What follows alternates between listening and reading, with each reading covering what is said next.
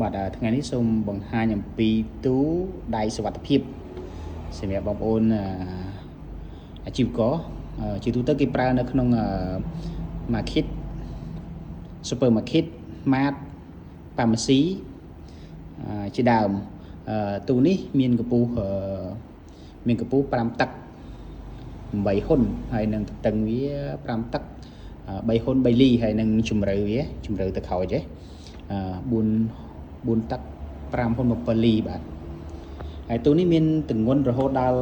210 គីឡូ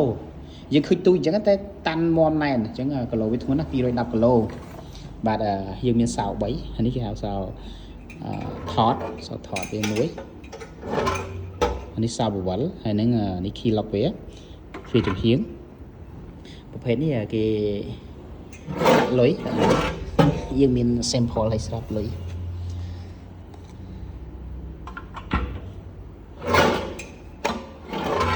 គេតម្លាក់លុយទៅ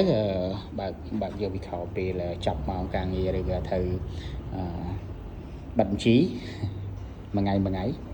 បាទទូនេះហាប់មាំណែនវាមានធ្នើមួយធ្នើនេះសម្រាប់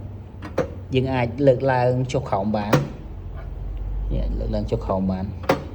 ហើយមួយទៀតសម្រាប់បងប្អូនគិតថាវាស្រាលខ្លាចមានអ្នកលើកឬក៏លួចគេមានតកេមួយយើងបុកឲ្យជាប់នឹងតកកន្លែងយើងកុំឲ្យមានអ្នកអូសអ្នកអង្កលតាណាបានមួយទៀត